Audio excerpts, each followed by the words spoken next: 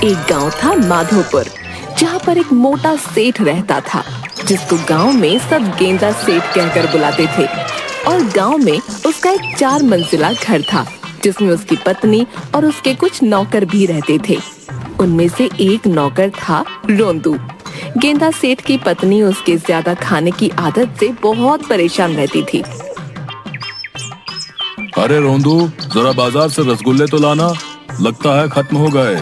पता नहीं कौन खा जाता है, लगता है छुपाने पड़ेंगे। हाँ मालिक, अभी लाता हूँ।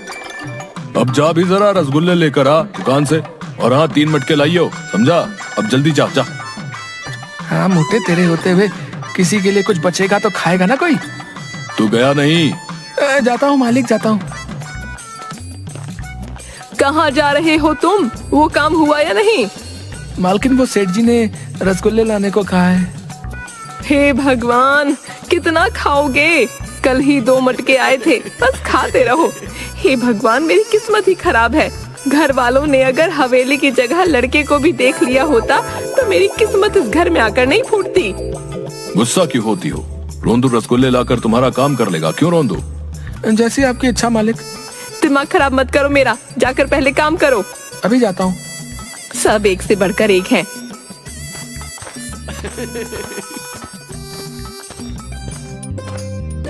तभी वहाँ एक आदमी आता है रसगुल्ले लेकर। सेठ जी नमस्ते। अरे रघु, क्या बात है, आज इधर कैसे आना हुआ? जी, मेरी बिटिया की शादी होने वाली है, उसी का शादी का कार्ड लेकर आया हूँ। बेटी की शादी कहाँ की है? सुना है लड़का सरकारी नौकरी करता है। जी, सेठानी पास ही के गांव में रिश्ता तय किया। ये लीजिए रसगुल्ले, और ये रहा मेरी बिटिया का शादी का कार्ड। आप सब जरूर आना, और गेंदा सेठ जी आप भी आना। गांव वाले कहते हैं कि आप किसी की भी शादियों में नहीं जाते, लेकिन आप हमारी बिटिया की शादी में जरूर आना। अब मैं चलता हूँ। अच्छा। वो गया नहीं कि तब तक सेठ जी ने रसगुल्ले खाना शुरू भी कर दिया। ये क्या, आपने खाना भी शुरू कर दिया? देखो सेठानी, पानी खुद प्यासे के पास चलकर आया है। इसे ही तो कहते हैं जहाँ चाह वहाँ राह। वो मेहनती लोगों के लिए होता है, आलसियों के लिए नहीं।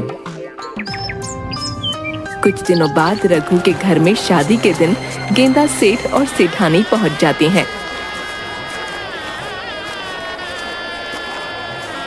बाराती नहीं आए अभी तक। खाने में क्या क्या है? लगता है थोड़ा अधिक समय लगेगा उन्हें आने में। चलो तब तक हम थोड़ा खाना चख लेते हैं।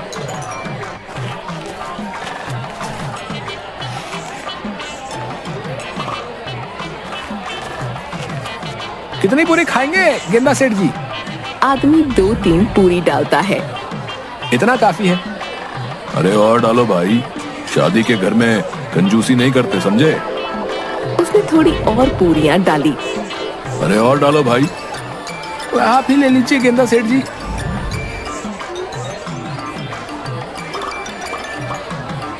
लड्डू भी लीजिए गेंदा सेठ जी। अरे अरे और लड्डू डालो जरा, चखो तो सही कैसे लड्डू बनाए हैं हलवाई ने। ये कैसी कंजूसी कर रहे हो? अपनी जेब से थोड़ी ना दे रहे हो, जो तुम्हारे हाथ कांप रहे हैं। डालो भाई। धीरे धीरे गेंदा सेठ सारा खाना खा गया।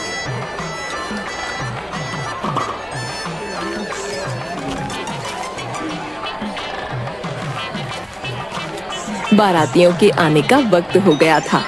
रघु को लोगों ने बताया कि गेंदा सेठ जी सारा खाना खत्म कर चुके हैं। रघु तुरंत भागकर सेठानी के पास गया। हमें माफ करना सेठानी जी, लेकिन सेठ जी ने सारा खाना खा लिया। बाराती आने ही वाले हैं। आप कृपा करके सेठ जी से बात करिए, उन्हें किसी तरह रोकिए। सेठानी सेठ के पास आई। बस करिए, चलिए यहाँ से। अरे पकोड़े तो खाए ही नहीं। रुको रुको, मैं एक पकौड़ा खा लूं तब आता हूँ। चुपचाप घर चलो, समझे? वरना 1 माह तक आपके रसगुल्ले बंद।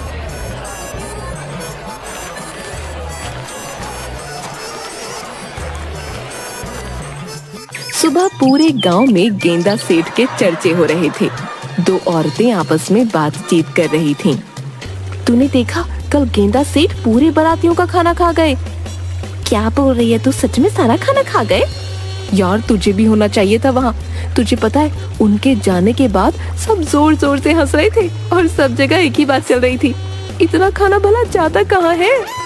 तभी सेठानी वहाँ से गुजर रही थी।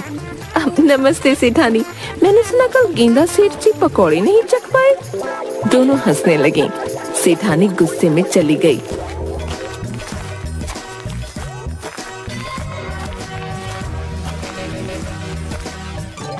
क्या हुआ भाग्यवान, इतने गुस्से में क्यों हो? कल आपने शादी में पकौड़े नहीं चखे ना, इसलिए पूरा गांव नाराज है। मैंने आपको चखने नहीं दिया ना, इसलिए औरतें मुझे ताना मार रही थीं। अरे भाग्यवान, वो ताने नहीं मार रही थी, बल्कि मैंने पकौड़े नहीं खाए ना, इसलिए नाराज थी। मैं ऐसा करता हूँ, कुछ पकौड़े चक्कर आता हूँ। क्या पता कुछ पकौड़े अभी बचे हों, तब देखना तुम्हें कोई ताने नहीं मारेगा। खबरदार अगर हिले तो भगवान क्या करूं इस आदमी का।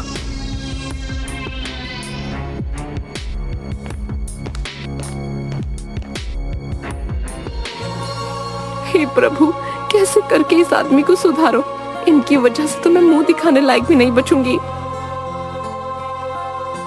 सेठानी नौकरों को बुलाती है। सुनो, आज के बाद कोई भी सेठ जी की मदद नहीं करेगा जब तक मैं ना बोलूं, समझे? जी मालकिन। अब आएगा मजा। इस मोटे ने मुझे बहुत दौड़ाया है, अब मेरी बारी। सेठ जी की जरूरतों वाली सारी चीजों की सूची बनाओ और जिस चीज की जरूरत जितनी ज्यादा है उसे उतना ही दूर रखो। और आज के बाद कोई भी मिठाई गेंदा सेठ जी के हाथ में लगने ना पाए, समझ गए सबके सब? जी। गांव के सारे दुकानदारों को कह दो कि कोई भी गेंदा सेठ जी को कुछ खाने को नहीं देगा, वरना मैं हमेशा के लिए गेंदा सेठ जी को उनके घर भेज दूंगी, तब खिलाते रहना। आज के बाद आप अपने काम खुद करेंगे। आज के बाद आपको केवल सात्विक भोजन ही मिलेगा। आपको रोज सुबह उठकर सबसे पहले आंगन के 3 चक्कर लगाने होंगे। उसके बाद बागान के सारे फूलों में पानी डालना होगा। आखिर में खुद के लिए तालाब से पानी भर के घर लाएंगे। अब चाहे आपको पीने के लिए पानी चाहिए या नहाने के लिए, उसका इंतजाम आपको खुद करना होगा। या तो आप एक ही बारी में अपने लिए बहुत सारा पानी भर के ले आइए, या तो पूरे दिन भर तालाब के चक्कर काटते रहिए। मुझे नहीं पता, पर आपकी मदद कोई नहीं करेगा, इसलिए ये बात ध्यान रखना। इन सब के बाद आपको खाना मिलेगा और शाम को आप रोंदू के साथ टहलने जाएंगे। चालाकी करने की कोशिश मत करना, रोंदू 24 घंटे आपके साथ रहेगा। और अगर मुझे गलती से भी पता चला कि आपने कुछ ऐसा काम किया जो आपको नहीं करना चाहिए था, उसके बाद भूल जाना कि मैं आपको खाना भी दूंगी या किसी को देने दूंगी। आपके पास पैसे तो होंगे, पर आप उसका इस्तेमाल नहीं कर पाओगे, इसलिए मेरी हर बात का ध्यान रखना। अभी आपने खाना खा लिया? नहीं। ये अच्छी बात है। चलिए आज से ही शुरू करते हैं, आइए। गेंदा सेठ आंगन के 3 चक्कर लगाने लगता है। सेठानी के सामने वो 2 चक्कर लगाता है। इसके बाद सेठानी चली जाती है। तीसरे चक्कर के समय गेंदा सेठ जी रोंदू को कहते हैं, सुन रोंदू, सेठानी को बोल देना कि मैंने 3 चक्कर मारे, समझ गया ना? गेंदा सेठ जी, मैं झूठ नहीं बोलूंगा, वरना सेठानी मुझे छोड़ेगी नहीं। आप मुझे माफ कर दीजिए। अब आया ना मजा मोटे। मैं भी तेरे लिए रसगुल्ले ला ला कर ऐसे ही थक गया था, पर तू कभी मुझे एक भी रसगुल्ला चखने नहीं देता था। अब लगा रहे। क्या दिन देखने पड़ रहे हैं। हाय, मर गया, अब नहीं चला जाता। सेठ मरते मरते तीसरा चक्कर भी लगा देता है। इसके बाद गेंदा सेठ जी फूलों में पानी देने लगते हैं। वो सभी फूलों में धीरे धीरे पानी डाल रहे होते हैं। हाय, मेरी कमर टूट गई। ऐसे ही चलता रहा तो मैं पागल हो जाऊंगा। मुझे भूख लगी है, मुझे खाना दे दो। ये तो सही मौका है भाई।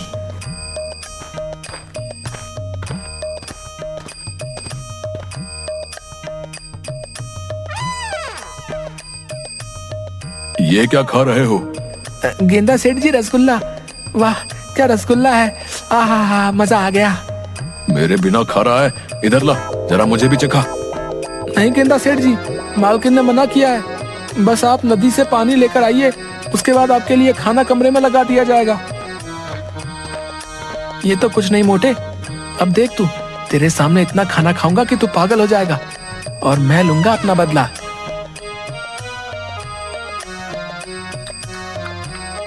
सेठ रोते रोते 2 मटके लेकर नदी के पास पहुंचता है।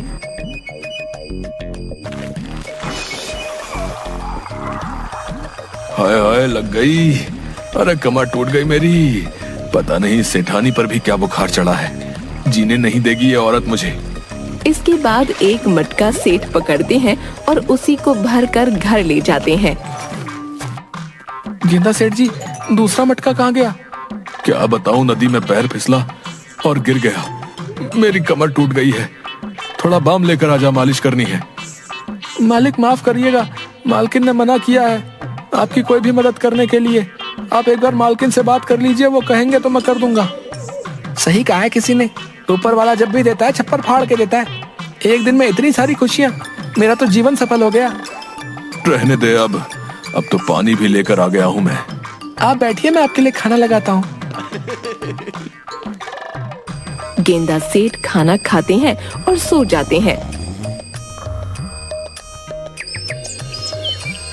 शाम को जैसे ही गेंदा सेठ उठते हैं, चलिए मालिक, आपको टहलने भी जाना है। मालिक, इसके बाद रात हो जाएगी। अगर हम समय पर नहीं गए तो देर हो जाएगी। अभी जल्दी ही टहल कर वापस आ जाएंगे। आपके सर से एक बोझ कम हो जाएगा, बात मानिए मेरी। अपनी मालकिन की इतनी चमचागिरी भी मत करो कि परेशानी में आ जाओ। गेंदा सेठ और रोंदू दोनों टहलने चले जाते हैं।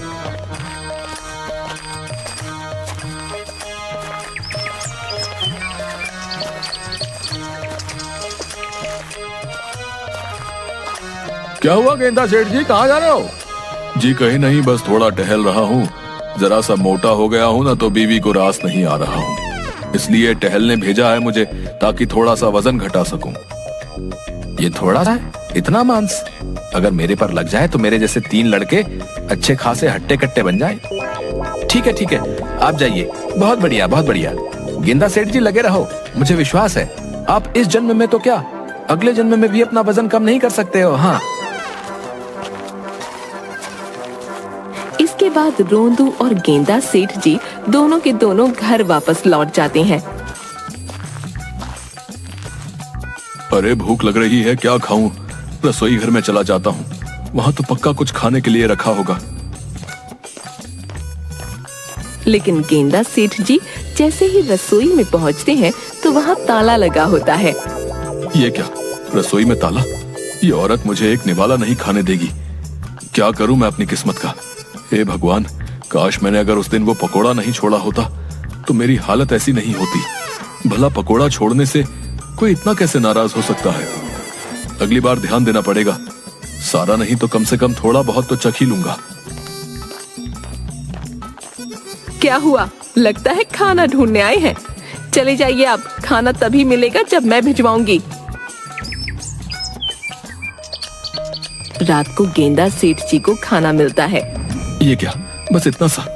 इतने में मेरा क्या होगा? जो भी है खा लीजिए, वरना ये भी ले जाऊंगी। अरे नहीं, नहीं खा रहा हूं ना। उसके बाद गेंदा सेठ जी सो जाते हैं। अगले दिन जब उठते हैं तो उनकी चप्पल जगह पर नहीं होती। रोंदू, मेरी चप्पल कहाँ है? जरा लेके आइयो।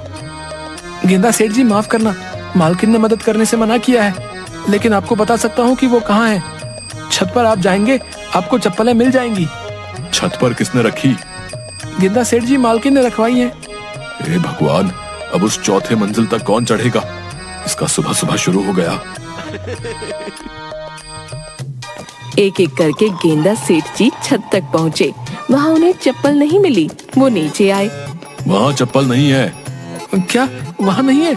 तो कहाँ है? हाँ, याद आया, वो तीसरे मंजिल में है। मैं तुझे छोड़ूंगा नहीं। रोंदू, माफ कर दीजिए मालिक। इसके बाद गेंदा सेठ तीसरी मंजिल में गया और चप्पल पहन के नीचे आ गया।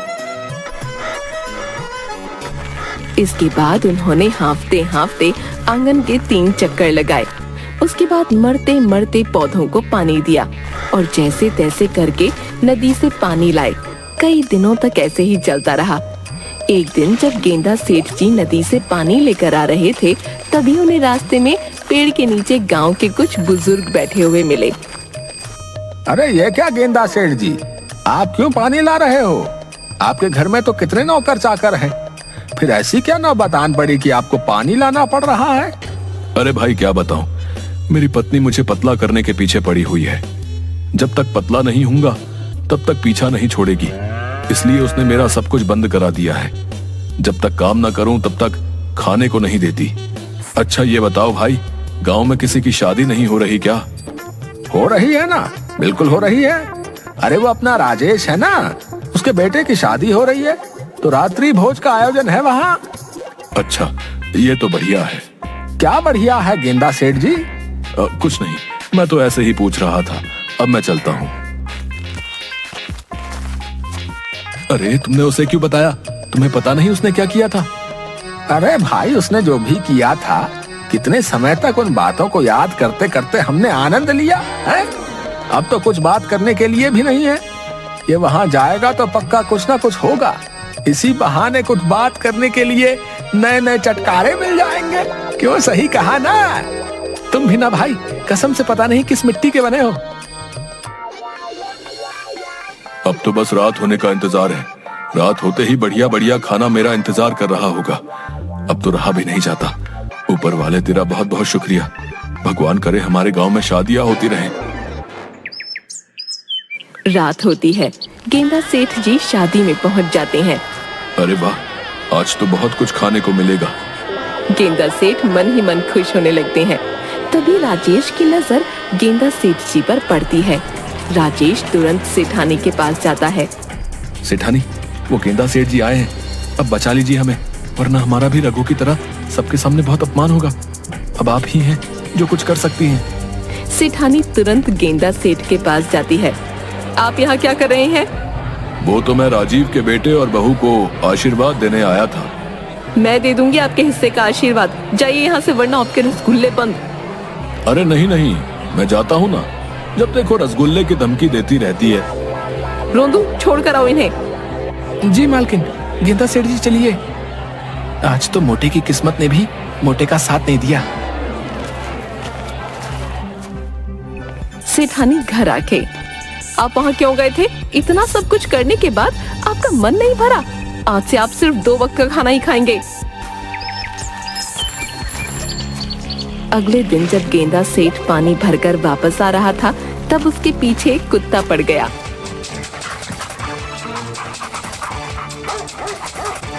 जैसे तैसे अपनी जान बचाकर वो एक जगह के पीछे छुप जाता है। हे प्रभु, ये कैसी मुसीबत सर पर पड़ गई। अब घर कैसे जाऊं? एक काम करता हूँ, जब तक ये कुत्ता चला नहीं जाता यहीं छुप कर बैठा रहता हूँ। कुत्ता जैसे ही सूंघकर गेंदा सेठ के पास पहुँचने वाला होता है, अचानक कुछ बच्चे कुत्ते को अपने पास बुला लेते हैं। बड़ा मजा आया। उस दिन इसकी वजह से मेरी दीदी की शादी में बहुत हंगामा हुआ। तुझे पता है, मेरी दीदी तो रोने भी लग गई थी। अब ये रोएगा। मुझे लगता है इतना काफी है। आज के बाद क्या पता सुधर जाए, और नहीं सुधरा तो हमारा कुत्ता है ना। ये सब सुनकर गेंदा सेठ को बहुत बुरा लगता है। उनके जाने के बाद गेंदा सेठ घर की तरफ चल रहा होता है।